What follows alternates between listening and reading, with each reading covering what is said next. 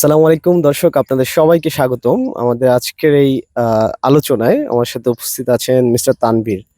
তো তানভীর, আপনি কেমন আছেন? জি, আমি ভালো আছি। আপনি ভালো আছেন? আমি আছি আলহামদুলিল্লাহ। তো আমরা সরাসরি আলোচনায় চলে যাই। আপনি দেখতে পাচ্ছেন যে আহ, আহ, ভারত পাকিস্তানের যে সমস্যা, ভারত পাকিস্তানের যে উত্তেজনা, এই বিষয়টা আপনি কিভাবে দেখছেন? আজকে সর্বশেষ আমি যে তথ্যটা জানি সেটা হচ্ছে ভারত এবং পাকিস্তান দুইজনেই পাল্টাপাল্টি সামরিক মহড়া দিচ্ছে। আচ্ছা। কিন্তু আমি এখনো মনে করি এটা সামরিক মহড়া এবং এই উত্তেজনার মধ্যে সীমাবদ্ধ থাকবে। আচ্ছা। এটা যুদ্ধে গড়াবে না। মানে এটা যুদ্ধে গড়াবে না বলে আপনি মনে আমি করছেন? মনে করছি আপনি মনে করছেন এটা সাময়িক রাজনৈতিক উত্তেজনা, সাময়িক রাজনৈতিক উত্তেজনা। এবং যারা এখান থেকে ফায়দা নিতে চায় তারা ফায়দা নিয়ে নিচ্ছে।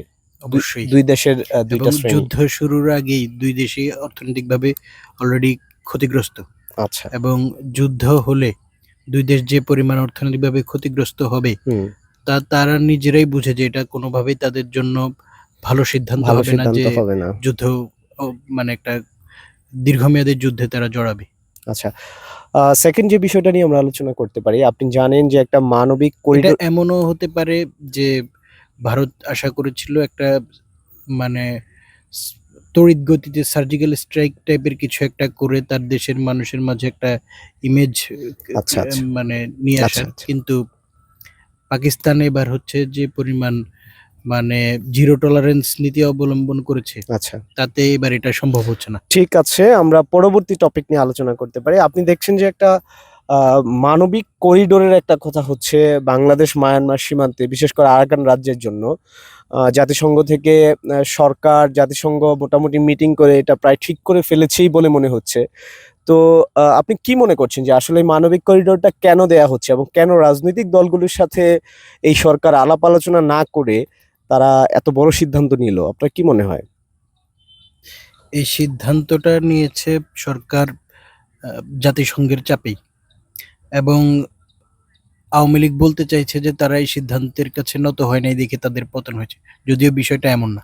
আচ্ছা। বিষয়টা হচ্ছে আওয়ামী লীগের পতন বাংলাদেশের মানুষের কাছে হয়েছে, তাদের জুলুম নির্যাতনের কারণে হয়েছে। আর সরকার যেটা দিয়েছে এটা হচ্ছে বাংলাদেশের জন্য ভালো কিনা। তাহলে আপনি কি মনে করছেন যে আওয়ামী লীগ আসলে জুলুম নির্যাতন করেছিল? মানে বাংলাদেশের মানুষকে করেও তারা মানুষকে আটকে রেখেছে বাংলাদেশের, কিন্তু বাইরের কাছে তারা নতি স্বীকার করেনি তাদের ক্ষমতার জন্য। এটাই বলতে চাচ্ছেন? আমি মানে আওয়ামী লীগ কি এটা বলতে চাচ্ছে? আমি মনে করি আওয়ামী লীগ বাংলাদেশের ব্যাপারে কি সিদ্ধান্ত নিবে হুম। এটা আওয়ামী লীগের নিজস্ব সিদ্ধান্ত ছিল না।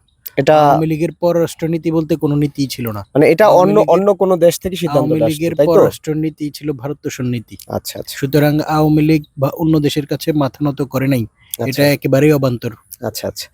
তো এটার ফলে, এই মানবিক করিডোরের ফলে কি ধরনের হুমকি বা কি ধরনের সমস্যা, কিংবা কোনো লাভবান হওয়ার মতো সুযোগ আছে কিনা বাংলাদেশের?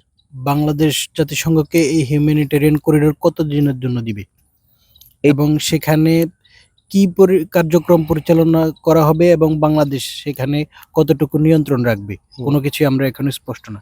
ইতিপূর্বে বিশ্বের বিভিন্ন দেশে যে safe zone, no fly zone, buffer zone নামে বিভিন্ন জোন যে ক্রিয়েট করা হয়েছে সেগুলোর রেজাল্ট কি, আমাদেরকে এটা নিয়ে বিশদভাবে আলোচনা করতে হবে। এবং এ ধরনের যদি করিডোর দিয়ে বাংলাদেশ মানে বিশেষজ্ঞরা যেটা বলছে যে বাংলাদেশের এখানে একটা যুদ্ধে জড়িয়ে যাওয়ার সম্ভাবনা রয়েছে। তো আমি যেখানে বলছি ভারত পাকিস্তানের যে কি যুদ্ধে জড়ানো। স্পেসিফিক? আপনি তো তাত্ত্বিক কথা বলছেন, কিন্তু আমি জানতে চাচ্ছি যে স্পেসিফিক আসলে কি ধরনের সমস্যা এখানে তৈরি হতে পারে। এখানে তো সমস্যা সমস্যা সবাই বলছে, কিন্তু আপনি কি মনে করেন যে স্পেসিফিক কি ধরনের সমস্যা এখানে তৈরি হতে পারে? এখানে সাপোজ যদি হিউম্যানিটেরিয়ান করিডোর দেওয়া হয়, এবং প্রথম সমস্যাটা হচ্ছে এই করিডোর দেওয়ার মাধ্যমে আমাদের দেশে কি রোহিঙ্গা আগমন আগে থেকে বাড়বে কিনা। এখানে তো বলা হচ্ছে যে এই করিডোরের মাধ্যমে ওইখানে একটা মানবিক সহায়তা করবে, আর রোহিঙ্গাদের প্রত্যর্পণ করা হবে। তো সরকার তো ভালোর জন্যই করছে বলে মনে হয়। সরকার থেকে বলা হচ্ছে যে রোহিঙ্গাদের প্রত্যর্পণ, এবং আরাকান রাজ্যে যারা সমস্যায় আছেন তাদেরকে সাহায্য করার জন্যই এই করিডোর জাতিসংঘ থেকে আহ, আহ, ঘোষণা করা হতে। তো কিন্তু বাংলাদেশে আসলে রাজনৈতিক দলগুলো এবং বিভিন্ন পর্যায়ের বুদ্ধিজীবীরা তারা মনে করছে যে এখানে সমস্যা তৈরি হবে, কিন্তু স্পেসিফিক ভাবে বলছে না যে আসলে কি ধরনের সমস্যা এখানে তৈরি হতে পারে। তো সরকারও এটা ক্লিয়ার করছে না। তো আপনি কি বলবেন যে আসলে কি সমস্যা তৈরি হতে পারে এখানে? এখানে যেহেতু একটা ধোঁয়াশা তৈরি হয়েছেই, তাহলে সরকারের পক্ষ থেকে উচিত ছিল যে দেশের যে স্টেক হোল্ডার আছে সবার সাথে আলোচনা করা। সরকার তো অলরেডি একটা সমস্যার তৈরি করেছে, সবার সাথে আলোচনা না করে সম্পূর্ণ একক সিদ্ধান্তে এটা দেওয়ার সিদ্ধান্ত নেওয়াটাই। আচ্ছা, তো আমরা দেখেছি যে অনেকে এটা সমস্যার কথা বলতে গিয়ে সিরিয়ার যে বাফার জোন তৈরি করা হয়েছিল সেটার ব্যাপার নিয়ে আসতেছে যে ওইখানে ইরাকে নো ফ্লাই জোন। ইরাকে নো ফ্লাই জোন, লিবিয়াতে no fly zone, air strike করে আপনার ওই দেশের সরকারকে পতন ঘটানো হয়েছিল। তো বাংলাদেশে তো এরকম কোনো পরিস্থিতি তৈরি হয়নি।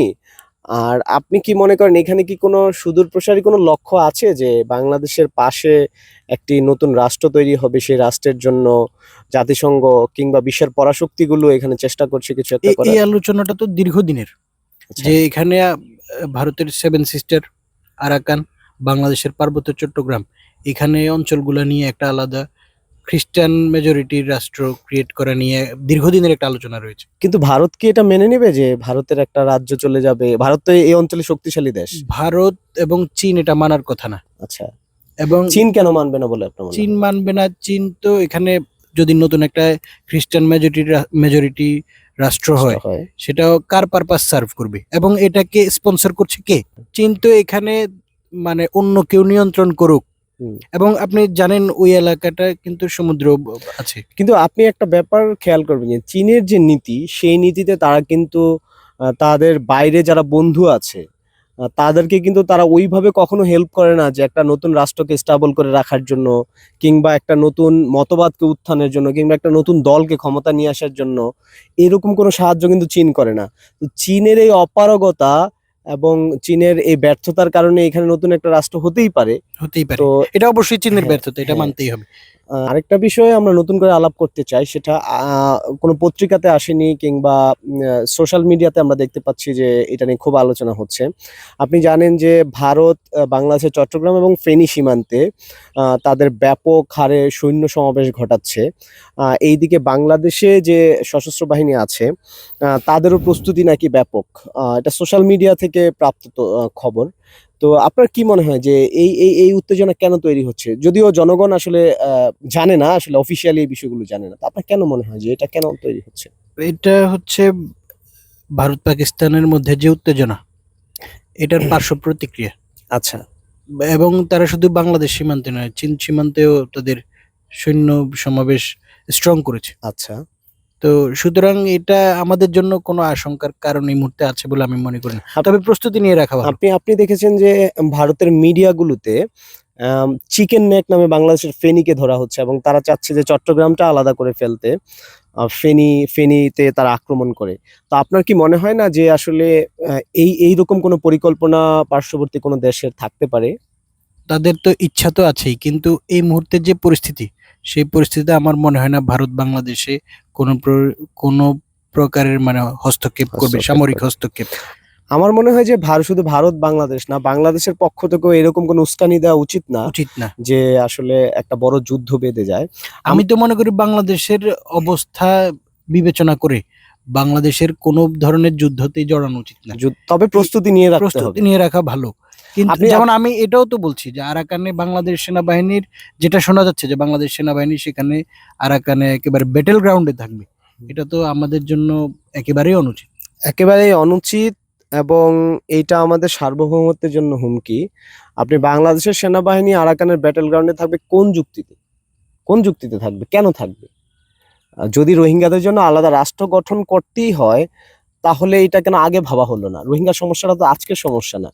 এইটা ৫০-৬০ বছর ধরে, যুগের পর যুগ ধরে চলে আসা সমস্যা। তো বাংলাদেশ রাষ্ট্র হিসেবে কেন আগে থেকে এই পরিকল্পনাটা নিল না যে তাদের এই সমস্যায় পড়তে হবে, আলাদা একটা রাষ্ট্র এখানে তৈরি করতে হবে? তো এখন যে সরকার আছে সেই সরকার তো নড়ে বড়ে। তাদের তো আসলে ঐরকম জনগণের যে ম্যান্ডেট নিয়ে ক্ষমতায় আসা, হ্যাঁ তারা একটা গণ অভ্যুত্থানের মাধ্যমে ক্ষমতায় এসেছে। কিন্তু আমার কাছে মনে হয় যে এত বড় সিদ্ধান্ত নেওয়ার মতো সক্ষমতা এবং ম্যান্ডেট এই সরকারের নাই বলে আমার মনে হয়। আপনি কি মনে করেন? আমিও তাই মনে করি।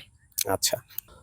তো মিস্টার তানভীর, আপনি দেখেছেন যে আজকে ধর্মভিত্তিক একটি সংগঠন হেফাজতে ইসলাম তারা একটি বড় সমাবেশ ঘটিয়েছে বাংলাদেশের সোহরাওয়ার্দী উদ্যানে ঢাকাতে। তারা করেছে বড় সমাবেশ। তো এই সমাবেশে আমরা মূলত তারা সরকারের যে নতুন নারী নীতি, সেই নারী নীতির বিরুদ্ধেই তারা এই সমাবেশটা করেছে। কিন্তু আমরা দেখতে পাচ্ছি যে এখান থেকে করিডোরের ব্যাপারেও ব্যাপকভাবে হুঙ্কার দেওয়া হয়েছে, এবং বিশেষ করে বার্মা অ্যাক্টের কথা বলা হচ্ছে। যুক্তরাষ্ট্রের একটা বার্মা অ্যাক্ট ছিল অনেক আগে, সেই অ্যাক্টের কথাও বলা হচ্ছে। সেই অনুযায়ী তারা আরেকটা রাষ্ট্র তৈরি করতে চায় এবং এইটার বিরুদ্ধে তারা হুঙ্কার দিচ্ছে। তো আপনি কি মনে করেন যে হেফাজত কি এই মানে করিডোর কিংবা এই সরকারকে কোনো কিছু করা থেকে বিরত রাখতে পারবে, মনে হয় বড় কিছু করা থেকে? এটা তো বাংলাদেশের অভ্যন্তরীণ শক্তি প্রদর্শনের মাধ্যমে হেফাজত কিছুটা প্রভাব তো মানে রাখেই। হুম।